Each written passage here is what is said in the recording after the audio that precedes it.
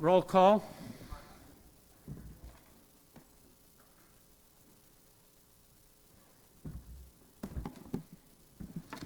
We don't have to push the...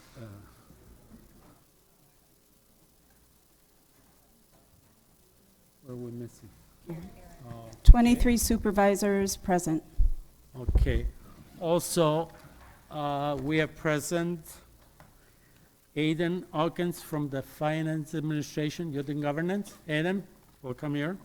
Eric Lemire from Human Services, and Erica Bendo from Human Services, and Molly Tanga from Public Works Facilities. Thank you for coming over and attend our meeting. Citizen comments. Before we start on the citizen comments, I just want to make a comment. I see that we have a great number of people here, which thank you for coming, really appreciate that. We want to make sure that everybody's going to have a chance to speak and get their full 5 minutes. But we're going to adhere to the time pretty strictly. I will let the county clerk kind of warn you when we have 15 seconds left, so please, let's try for everybody to stay on time, okay? With that, do we have any citizen comments?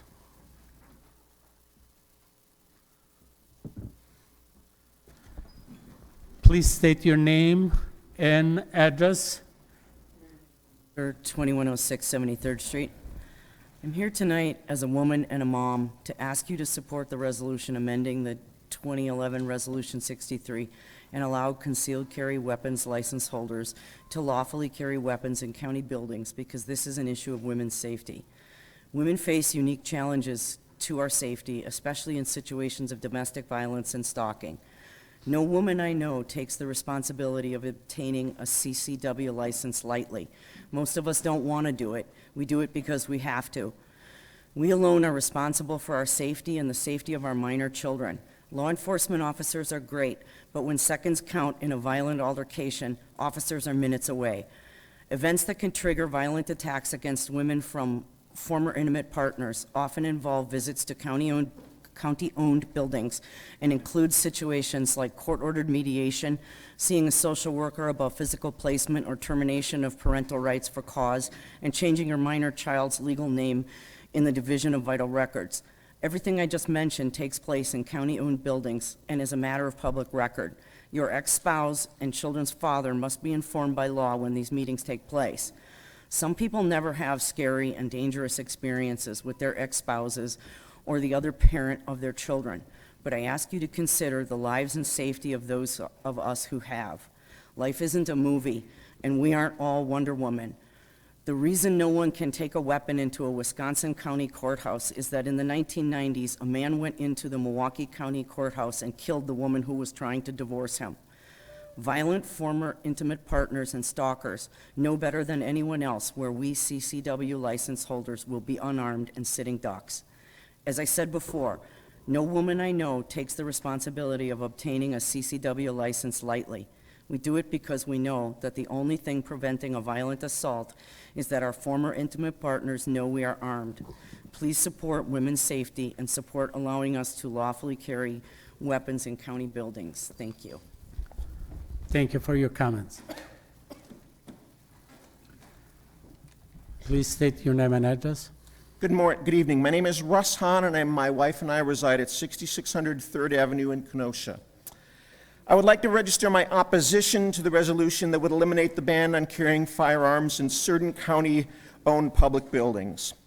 I imagine a number of county supervisors over the past couple of meetings have been wondering why so many Kenosha County residents have appeared to speak in opposition to this resolution, why so many have sent emails or placed phone calls to county supervisors. After all, we're only talking about county-owned facilities and not all of those. Why are so many people so upset? I think a more appropriate question might be, not why are we here, but what would Bessie Rapp do if she were here? Or the grandchildren of Mary Louise Gale, or the brother of Ryan Cox. Well, I suspect if they were here tonight, they would be screaming to the rafters in opposition to this resolution, because each of them lost loved ones in the May 31st, 2019 mass shooting in Virginia Beach that killed 12 people. the Virginia Beach Municipal Building. And the reason I think they would be particularly interested in this resolution tonight is that in Virginia Beach, the carrying of firearms was not allowed in county courthouses or schools, but was allowed in the Virginia Beach Municipal Building and other city and county administration buildings. We have already seen the passion of the parents of 19 children killed in Uvalde, Texas, but they certainly are not the only ones who would give anything to go back in time and encourage state and local politicians to have the decency to call for measures to reduce, not foment, gun violence. There have been over 250 mass shootings in the U.S. just in the calendar year 2022 alone, as well as dozens of shootings in recent years, specifically in government buildings. The fact is that these ordinances have life and death consequences. The encouragement of the carrying of firearms in public facilities endangers county employees and county residents. The fact is that more guns that are publicly carried, the greater the incidence of violence. The adoption of shall issue or right to carry laws has been associated with a 10 to 15% increase in violent crime rates a decade after their implementation. And specifically in Wisconsin, the concealed carry law has led to higher violence and crime in the state, higher homicide levels, higher aggravated assault levels, and higher levels of gun violence against law enforcement officers, particularly in comparison to neighboring states with more strict gun laws. Moreover, the facilities affected by this resolution include those within 1,000 feet of schools and/or parks. If you as a county supervisor can't feel compassion for a county social worker working with someone suffering from mental health issues or a recovering addict, can't you at least muster some concern for the children playing soccer outside the Kemper Center? Nor is this resolution required by the Second Amendment. The U.S. Supreme Court has specifically said the Second Amendment does not prohibit it. Regulations prohibit the banning of carrying of guns in schools or public buildings. Finally, this resolution sends a horrible message to both Kenosha County residents and those considering visiting or moving to our community. Does the Kenosha Area Business Alliance really want to change our town slogan to Kenosha, it's cooler by the lake, and by the way, we're packing? That might be humorous if it were not for the fact that the prior actions of certain current and former Kenosha area politicians in encouraging armed vigilantes to come to Kenosha bears a deep scourge on this community. To add to that legacy by encouraging more people to carry guns in more public places, as well as proposing regulations that would intentionally frustrate the enforcement of gun laws in Kenosha County, sends a dangerous and odious message. I also wish to register my opposition to the resolution that would allow any Kenosha County division head to be removed at the pleasure of the county executive without just cause and without recourse or appeal process. When this county in 1996 adopted Policy 12, it was consistent with a long history of civil service laws and regulations that enhanced the functioning of democracy in Wisconsin.